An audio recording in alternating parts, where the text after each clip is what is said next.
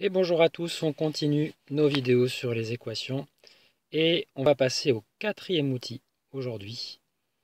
À savoir que jusqu'à présent, qu'est-ce qu'on a fait? Allez, on dézoome pour voir. On est d'abord allé voir comment est-ce qu'on faisait pour montrer qu'un nombre était solution d'une équation. C'était la première partie tout là-haut. Ensuite, on est allé voir comment est-ce qu'on faisait pour faire de premières équations, résoudre de premières équations. En commençant par, vous voyez là, ici, x plus 1 égale 2. Donc comment est-ce qu'on fait pour enlever le plus 1 et laisser x tout seul sur la gauche? Et bien en fait, on fait apparaître les deux cartes moins 1. On avait x moins 1, on a fait apparaître deux cartes plus 1. On avait 2 fois x, on a vu que c'était un tout petit peu différent. Et ce qu'on a fait pour enlever le 2 fois, on a divisé par 2. Et là, je vous propose, dans le dernier, les 4 outils de base, d'avoir ici déjà une division par 2. Et je vous laisse deviner qu'est-ce qu'il va falloir faire. Oui, oui et oui, vous l'avez bien dit, multiplier par 2. Effectivement. Alors on va voir comment faire. J'aime bien mettre des cases. Vous allez vous en apercevoir très vite. Quand on fait du calcul comme ça, j'aime bien savoir à qui j'ai affaire. Donc j'ai affaire à plus 3 qui se balade là. Bon, il ne va pas trop nous concerner, lui, pour l'instant. Et à gauche, est-ce que j'ai un terme tout seul? C'est-à-dire un nombre ou une lettre avec son signe. Là, on est un peu embêté. On a une espèce de fraction. Une fraction, carrément. Hein. Une fraction, ça peut être considéré comme un terme, en fait, tout seul, avec un plus devant qu'on va pas forcément utiliser ici. Donc du coup, on se retrouve avec une carte qui a un numérateur, un dénominateur, et la carte de droite plus 3, c'est pas tout à fait la même chose. Alors attendez, je vais hop, juste enlever ça. Voilà. Et on va lui redonner son dénominateur à 3, pour qu'on voit bien qu'il y a 4 cases ici. Alors pourquoi est-ce que je fais ces cases-là et que je ne les ai pas fait dans les autres cas? Et c'est parce que c'est une histoire de multiplication et de division. Et dans ces cas-là, on a remarqué que le passage pour enlever le nombre qui nous gêne pour avoir x tout seul, eh bien en fait, au-dessus, on s'aperçoit que le 2 finalement, après avoir divisé par 2 de chaque côté, souvenez-vous dans la dernière vidéo, finalement, regardez, on a un raccourci ici. Pour faire passer le 2 de l'autre côté, il vient à passer au dénominateur dans le membre de droite. Donc du coup, ça veut dire qu'on va commencer à avoir besoin justement de numérateur et de dénominateur. Ici, on ne va pas y couper. Simplement, ça va se faire un petit peu différent. Le nombre qu'on cherche à enlever, il est déjà au dénominateur. Ça veut dire que c'est lui qu'on veut enlever, le 2. Et vous remarquerez qu'il est divisé. Donc pour l'enlever, on va devoir multiplier.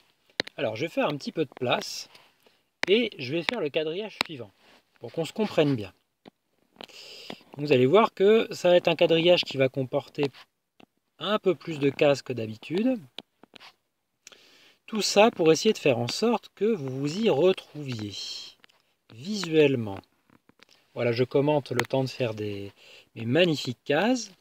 Et là, je vais remettre tout le monde à sa place. Donc on a, à la base, on a x qui est divisé par 2. À côté, on a 3. Donc vous voyez, si on fait des cases avec des numérateurs et des dénominateurs, pour l'instant, on a ça, en réalité. Alors, on s'est dit que pour enlever quelque chose qui est divisé par 2, on va devoir multiplier par 2. Et bien pour ce faire, on va utiliser la case qui est au numérateur, ici. Parce que quand je dis multiplier par 2, je ne précise pas forcément où. Alors multiplier par 2, ce que j'entends par là, c'est si je veux enlever ici cette division par 2, je vais devoir aller créer une multiplication par 2, n'est-ce pas, au numérateur. Pourquoi est-ce que je fais ça? C'est parce que, souvenez-vous, dézoomage, rezoomage, regardez là, affiche-toi, voilà, merci. Eh bien, quand on a un nombre divisé par un autre, ça nous arrange quand même vachement bien, puisque ça fait 1.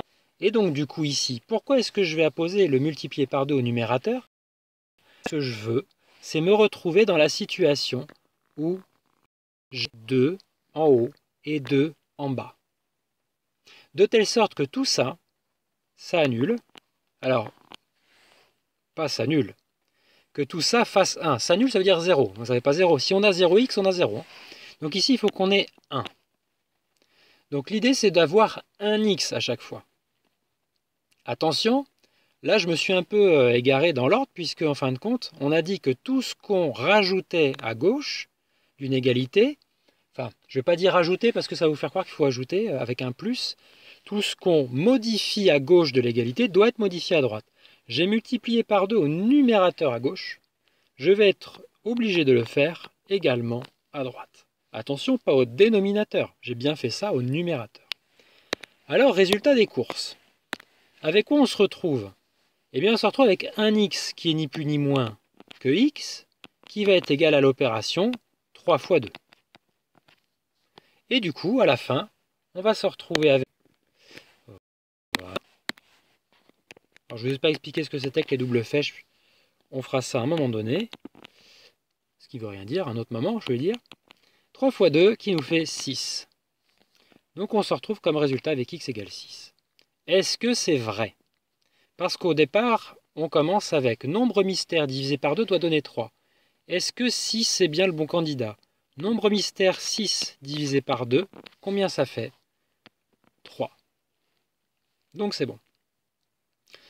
Regardez de nouveau cette vidéo. Je peux facilement prendre conscience que ce n'est pas forcément ultra clair au premier abord. On refera d'autres exemples par la suite. D'accord? C'est prévu pour qu'on repratique encore et qu'on revoie sur d'autres exemples comment ça marche. Ne vous inquiétez pas, je m'en occupe.